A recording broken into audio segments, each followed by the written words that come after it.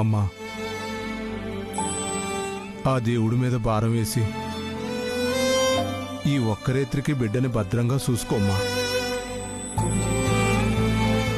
తెల్లారేసరికి మెలకులోకొత్తాడు. చాలా సంతోషం అండి. నా పసుపు కుక్కలు కాపాడారు. ఎన్ని జన్మలెత్తినా మీరు తీర్చుకోలేను. అంత పెద్దేసి మాటలు మాట్లాడతావేందమ్మా? నేను మీకు ఏ జన్మలో రుణపడిపోయానో ఏంటో, ఈ జన్మలో ఇట్టా తీర్చేసుకుంటున్నానో ఏమో ఎవరికి తెలుసు. సరేనమ్మా, నేను ఆ గుడికాడు పడుకుంటాను. ఏదైనా అవసరం అయితే ఒక్క కేకేయమ్మా, వచ్చేస్తాను. సరే. చూడమ్మా, గడియకోసారి ఈ ముందుని 4 సుక్కల చొప్పున ఏత్తా ఉండమ్మా. తెల్లారేసరికల్లా అన్నీ సర్దుకుంటాయమ్మా. సరే, అలాగే. ఇంకొక విషయం, ఇక్కడి నుంచి మేం వెళ్ళడం ఎలా? అదే పెందలాడే వనమూలికల కోసం ఆయుర్వేద ఆసుపత్రి నుంచి ఒక బండి వస్తుంది. ఆ బాబుకు చెప్తాను, అందులో వెళ్ళిపోదురుగానే. అంతవరకు భద్రం అమ్మా.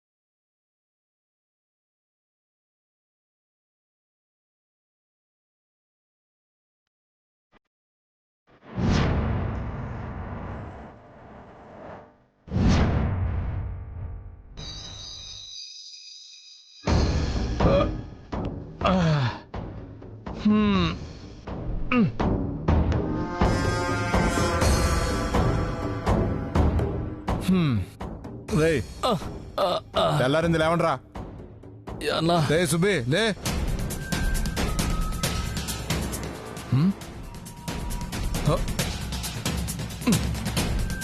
ఏమైందన్నా? నా ఫోన్ రా.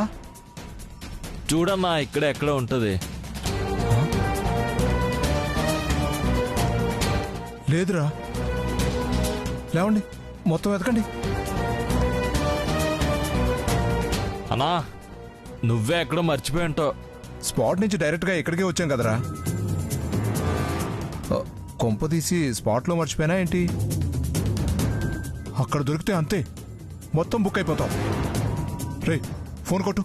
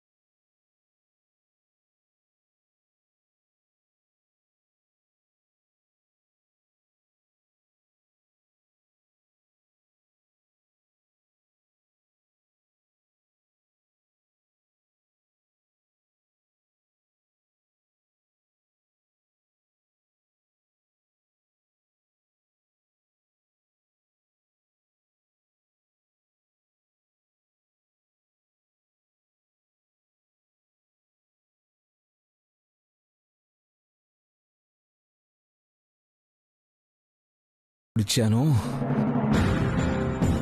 100 పోటు పొడవాలి అని వచ్చావు కదా.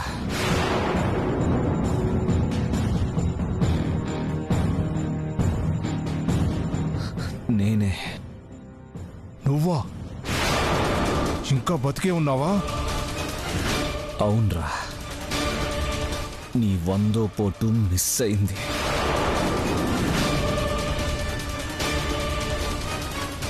నా భార్య నన్ను కాపాడేసుకుంది.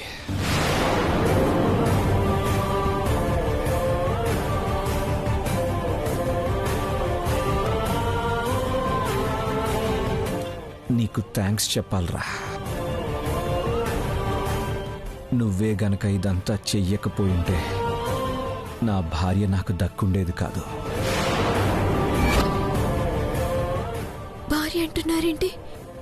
అంటే రాత్రి అన్నదంతా వినేశారా? భగవంతుడా, అదే జరుగుంటే ఈయన నుంచి తప్పించుకోవడం అసాధ్యం. ఇన్నాళ్ళు నా ప్రేమ చేయలేని పని నువ్వు చేసావురా. తన మనసులో నా స్థానం ఏంటో తెలుసుకునేలాగా చేసావు.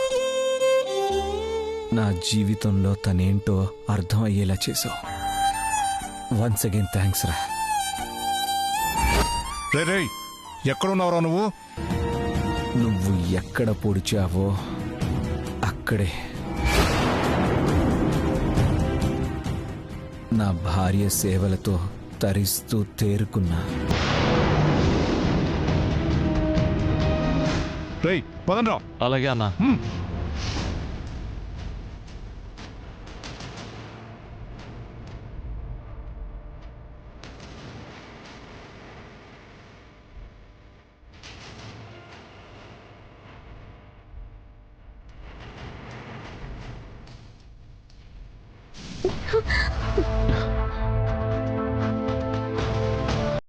లేవద్దు, నాకు బాగానే ఉంది. నువ్వింత ప్రశాంతంగా నిద్రపోతుంటే ఇంత దగ్గరగా చూసే అవకాశం కాదు, అదృష్టం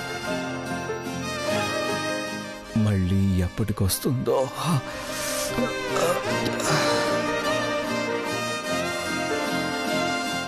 ఇప్పుడు మీకు ఎలా ఉంది?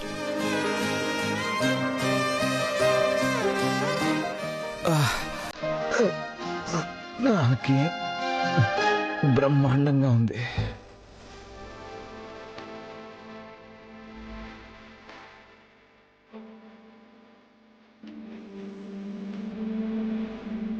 నాకేం కాదు వైదేహి, బ్రతికేస్తాను. నువ్వు నన్నెంతలా ప్రేమిస్తున్నావో, నా కోసం ఎంతలా తప్పిస్తున్నావో తెలిసిపోయింది కదా.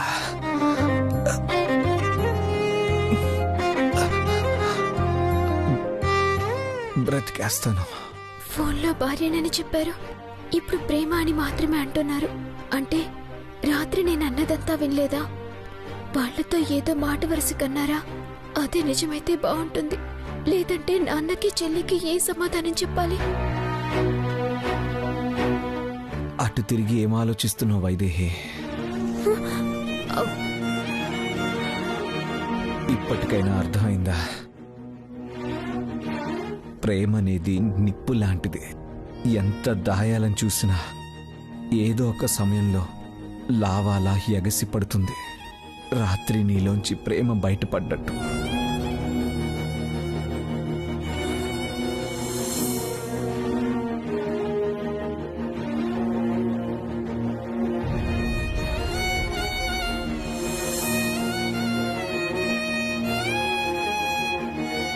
మనం కనిపించక ఇంట్లో వాళ్ళు పాపం ఎంత కంగారు పడిపోతున్నారు.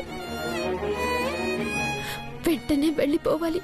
మిమ్మల్ని హాస్పిటల్లో చేర్పించాలి.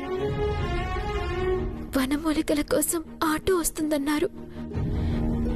ఎప్పుడు వస్తుందో, ఎక్కడికి వస్తుందో. తెల్లవారినట్టుంది, కనుక్కుంటాను.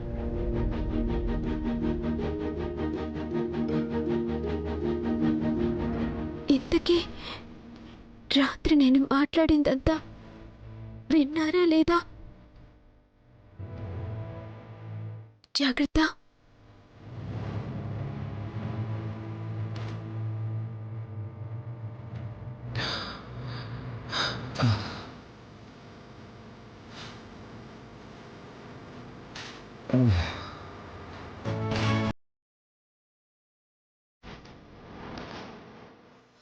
అసలు మీరు లేకుండా నేను ఇలా ఉండగలుగుతాననుకున్నారు? మీరే నా ప్రాణం.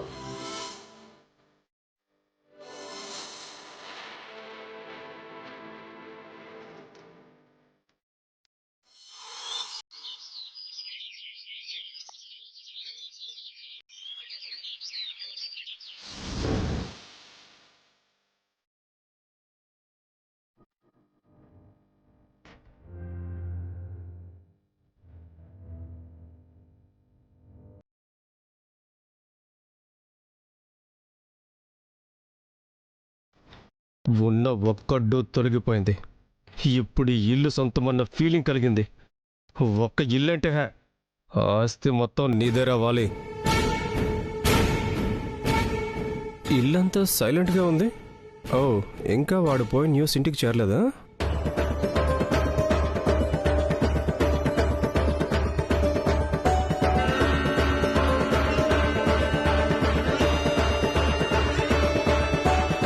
పెద్ద బ్రదర్ దిగులుగా ఉన్నాడు అంటే న్యూస్ తెలిసిపోయిందా? లేదులే, ఈ బ్రదర్ దిగులుగా ఉండడానికి తమ్ముడు పోయాడనేంత పెద్ద న్యూస్ అక్కర్లేదు.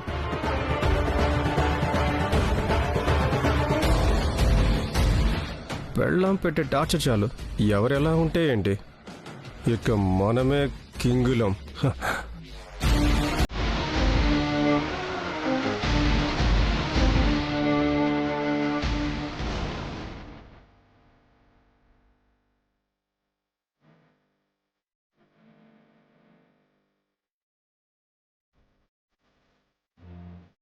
లక్కీ,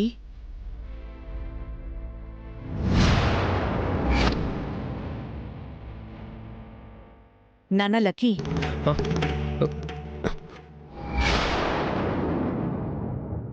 ఏమైంది నాన్న? ఎందుకు ఏడుస్తున్నావు? ఏం లేదమ్మా. నిజంగా ఏం లేదా? నీ కళ్ళల్లో నీళ్లు, ముఖంలో బాధే చెప్తోంది ఏదో జరిగింది అని. అయినా ఎప్పుడూ ఉండే కారణమే కదా, ప్రత్యేకించి చెప్పడానికి ఉంటుంది. నువ్వు అనుకున్నట్టేం లేదమ్మా. బిడ్డ సంతోషానికి బాధకి కారణం తెలియని తల్లి ఎవరూ ఉండరు నాన్న. ఏం చేస్తాం, మన తలరాత. అర్థం చేసుకునే మనిషి అవుతుంది అని నెత్తి నెక్కించుకుంటే గుండెల్లో గుచ్చుతోంది.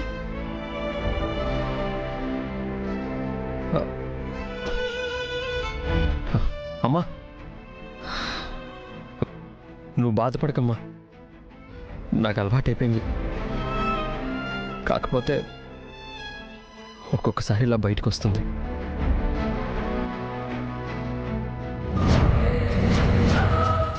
తల్లి కొడుకులిద్దరూ ఒకరినొకరు బాగా ఓదార్చుకుంటున్నట్టున్నారు.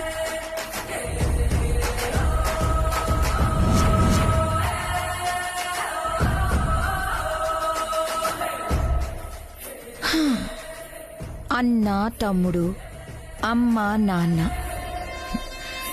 ఇలా అందరికీ ఎవరో ఒకరు ఓదార్చడానికి ఉన్నారత్తయ్య, ఒక్క నాకు తప్ప. నిన్నెవరు ఓదారుస్తారే? నువ్వే అందర్నీ బాధ పెడుతుంటే. అవును, నేనేం మాట్లాడినా అవి అందరినీ బాధ పెట్టినట్టే అనిపిస్తాయి. కానీ నా బాధ మాత్రం ఎవ్వరికీ అర్థం కాదు. బాధ నీది కాదే, నా కొడుకుది అసలైన బాధ. అంటే నువ్వనే సూటిపోటి మాటలు గుణపల్ల గుండెల్లో గుచ్చుకుంటున్నా, బయటపడితే మేమెక్కడ బాధపడతామోనని తన బాధని దిగమింగుకుని పైకి మాత్రం చిరునవ్వులు చిందిస్తూ నటిస్తున్నాడే. అంటే నాకు అన్యాయం జరగలేదా అత్తయ్య? అన్యాయమా? అన్యాయం కాదే, ప్రమాదం.